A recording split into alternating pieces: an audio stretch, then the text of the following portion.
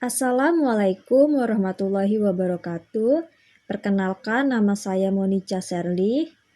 Dengan NIM yang tertera pada layar, saya adalah mahasiswi Ilmu Kelautan angkatan 2020. Materi yang akan saya bahas yaitu analisis usaha perikanan. Untuk pendahuluannya, latar belakang pembangunan sektor perikanan di Indonesia ini tidak lepas dari definisi perikanan itu sendiri. Jadi, perikanan ini adalah semua aktivitas yang berhubungan dengan pengelolaan dan pemanfaatan sumber daya ikan dan lingkungannya, mulai dari praproduksi, produksi pengelolaan, sampai dengan pemasaran semua kegiatan, dilakukan dalam suatu sistem bisnis perikanan. Karena sektor kelautan dan perikanan ini merupakan basis perekonomian nasional, dengan demikian dukungan sektor industri terhadap pembangunan di sektor perikanan dan kelautan menjadi suatu hal yang bersifat keharusan. Indonesia sebagai negara kepulauan memiliki potensi perikanan yang sangat besar dan beragam. Peranan ikan laut sebagai sumber protein hewani dewasa ini semakin penting karena semakin banyaknya permasalahan yang dihadapi dalam pengadaan daging ternak seperti masalah penyakit menular dari hewan ternak serta semakin tingginya harga daging ternak. Sementara keberadaan ikan laut di Indonesia ini sangat melimpah. Untuk potensi menurut Nadir dan Mutmainah 2018, potensi besar perikanan budidaya dapat dilakukan pada yang pertama budidaya laut yang terdiri dari budidaya ikan, moluska dan rumput laut. Ada budidaya air payau dan ada budidaya air tawar yang terdiri dari perairan umum seperti danau, waduk, sungai dan rawa serta kolam air tawar dan juga mina padi sawah. Selanjutnya tinjauan pustaka. Usaha perikanan merupakan kegiatan penangkapan atau membudidayakan, usaha penetasan, pembibitan, dan pembesaran ikan, termasuk kegiatan menyimpan, mendinginkan, pengeringan atau pengawetan ikan dengan tujuan untuk menciptakan nilai tambah ekonomi bagi pelaku usaha. Usaha di sini yaitu komersial ataupun bisnis. Untuk analisis finansial usaha itu merupakan analisis yang digunakan untuk menjelaskan layak atau tidaknya sebuah usaha. Untuk dijalankan dilihat dari segi ekonomi. Jadi usaha yang dijalankan ini diharapkan dapat memberikan penghasilan sesuai dengan target yang telah ditetapkan. Kemudian ada biaya operasional.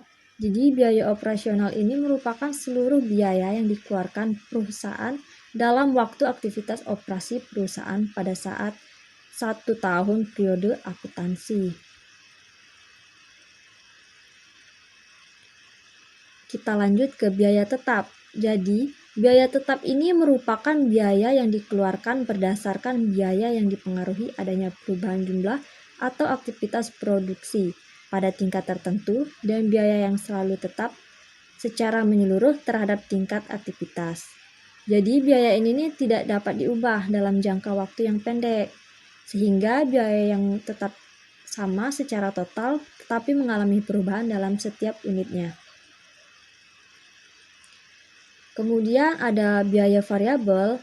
Jadi biaya variabel ini adalah biaya yang besar kecilnya itu mempunyai pengaruh langsung terhadap jumlah produk yang dijual. Untuk total biaya atau total cost adalah jumlah dari biaya tetap atau fixed cost dan biaya yang tidak tetap atau variable cost. Untuk analisis usaha menurut Farhabi 2019, analisis pendapatan usaha itu digunakan untuk mengukur apakah kegiatan usaha yang dijalankan pada saat ini berhasil atau tidak. Jadi analisis ini digunakan untuk mengetahui seberapa besar pendapatan yang didapatkan nelayan setelah menjalankan usahanya selama 1 musim dalam 1 tahun. Rumus yang digunakan adalah sebagai berikut. Dengan keterangan U di sini adalah P di sini keuntungan atau pendapatan bersih. Kemudian TR di sini kepanjangan dari total revenue atau penerimaan.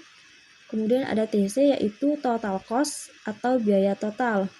Untuk kriterianya, jika bernilai positif, berarti usaha tersebut mendapatkan keuntungan. Jika P bernilai negatif, berarti usaha tersebut mengalami kerugian. Kemudian ada yang namanya analisis imbangan penerimaan dan biaya. Nah, analisis ini kita gunakan untuk mengetahui berapa penerimaan yang dihasilkan setiap Rp1 biaya yang dikeluarkan dari usaha penangkapan ikan selama 1 musim dalam 1 tahun. Jadi rumus yang digunakan sebagai berikut, di mana R per C sama dengan TR per TC. Jadi untuk keterangannya, R per C itu adalah imbangan penerimaan dan biaya, TR itu total penerimaan, dan TC itu adalah total biaya. Untuk kriterianya, jika R per C itu lebih besar daripada 1, maka bisa disebut dengan untung. Jika R per C itu sama dengan 1, berarti dia tidak untung, atau bisa kita bilang itu balik modal. Kemudian ada R per C itu kurang dari 1, maka ini disebut dengan kerugian.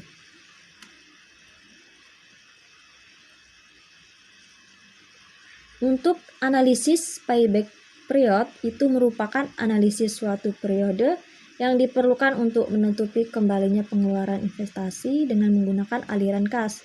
Nah, analisis ini biasanya digunakan untuk untuk mengetahui beberapa lama waktu yang diperlukan untuk menutupi biaya investasi. Jadi rumus yang digunakan dalam analisis ini yaitu PP sama dengan investasi per keuntungan dikali 1 tahun.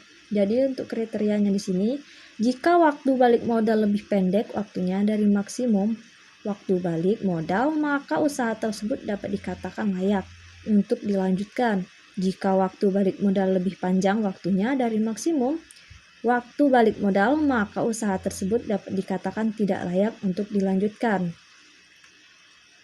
Untuk analisis tingkat pengembalian investasi atau biasa kita singkat dengan RIA, itu untuk mengetahui berapa persen kemungkinan pengambilan keuntungan dari investasi yang ditanamkan, dengan asumsi bahwa pendapatan setiap bulan atau tahun itu tetap. Jadi kita menggunakan persamaan sebagai berikut. ROI itu sama dengan keuntungan per investasi dikali 100%. Jadi ROI ini adalah Return of Investment Analysis. Kita lanjut ke analisis finansial, di mana kelayakan analisis finansial ini menggunakan metode analisis finansial. Jadi digunakan untuk melihat kelayakan suatu kegiatan yang dilakukan. Ada beberapa metode atau kriteria investasi yang dapat dilakukan dalam analisis finansial, yaitu net present value, net benefit cost ratio, internal rate of return. Jadi yang pertama itu disingkat dengan NPV, net B per C, dan IRR. Untuk net present value itu untuk mengetahui tingkat keuntungan yang diperoleh selama umur ekonomis proyek. Jadi persamaan yang kita gunakan bisa dilihat pada layar. Itu dengan keterangan sebagai berikut, di mana BT itu adalah benefit dari suatu proyek pada tahun ke T yang kita tuju gitu. Jadi CT itu adalah biaya dari suatu proyek pada tahun yang ke T, dan itu adalah tingkat suku bunga yang berlaku, dan N itu adalah umur teknis. Untuk kriterianya, jika NPV itu lebih besar daripada 0, berarti usahanya ini layak dilaksanakan. Jika NPV itu lebih kecil daripada 0, itu berarti tidak layak dilaksanakan. Nah, jika itu sama dengan 0, berarti usaha pengembalikan sama besarnya dengan nilai uang yang ditanamkan. Kemudian ada net benefit cost ratio, itu merupakan perbandingan di mana sebagai pembilang terdiri atas nilai total dari manfaat bersih yang bersifat positif, sedangkan sebagai penyebut terdiri atas persen value total yang bernilai negatif atau pada keadaan biaya lebih besar daripada manfaat. Persamaannya bisa kita lihat pada layar. Untuk kriterianya, jika net B per C itu lebih besar sama dengan 1, berarti usahanya itu layak dilaksanakan. Jika kurang dari 1, berarti usahanya itu tidak layak untuk dilaksanakan. Kemudian untuk analisis finansial yang terakhir itu, menurut Mahagiri et al. 2021, ada IRR atau Internal Rate of Return, merupakan suku bunga maksimal untuk sampai kepada NPV bernilai sama dengan 0. Jadi dalam keadaan batas ini untung rugi. Jadi menggunakan rumus yang bisa kita lihat pada layar dengan keterangan sebagai berikut, dan juga kriterianya ini adalah jika IRR-nya ini lebih besar sama dengan tingkat suku bunga yang berlaku, berarti usahanya layak dilakukan. Kemudian kalau IRR-nya itu kurang dari tingkat suku bunga yang berlaku, usahanya itu tidak layak untuk dilakukan. Baiklah, kita masuk ke pengolahan data. Jadi yang pertama kita lakukan ini adalah untuk menjumlahkan total biaya dari investasi dari tambak, genset, pompa, rumah jaga, perlengkapan panen dan lainnya, dan juga kapal. Itu diperoleh nilai 52.453.982.000. Kemudian untuk biaya perawatan itu 6.058.125.000. Kemudian untuk biaya penyusutan itu 3.734.875.000. Kemudian untuk pada tabel kedua ini total biayanya itu 16.897.070. Kemudian untuk total hasil panen itu senilai 49.135.000. Kemudian ada total pendapatan, itu total pendapatan didapat dari total hasil panen. Kemudian total biaya investasi itu didapat dari biaya investasi yang sudah kita hitung pertama tadi. Kemudian ada total biaya operasional. Total biaya operasional ini didapat dari biaya perawatan ditambah biaya penyusutan, kemudian ditambah total biaya yang ada pada tabel kedua. Kemudian keuntungan yang didapat itu bisa kita lihat pada layar. Untuk rumusnya sendiri sudah dijelaskan pada materi sebelumnya yang sudah saya jelaskan. Kemudian untuk revenue cost ratio-nya 1,84, kemudian payback period-nya itu 2,33, kemudian untuk ROI-nya itu 0,43%. Setelah dilakukannya pengolahan data, sekarang adalah kesimpulan. Jadi kesimpulan yang didapat itu adalah total pendapatan senilai 49.135.000, total biaya investasi itu senilai 52.453.982.000. Kemudian untuk total biaya operasional itu didapat 26.660.070. Kemudian untuk hasil revenue cost ratio itu 1,84, di mana hasil ini lebih dari 1, yang menandakan bahwa data ini termasuk ke dalam untung. Jadi keuntungan yang didapatnya itu adalah 22.474.930.000. Untuk payment period yang didapat itu 2,33, di mana pengembalian modal ini termasuk pada kategori cepat karena kurang dari 5 tahun. Jika lebih dari 5 tahun berarti ini termasuk pada kategori lama dalam pengembalian modal.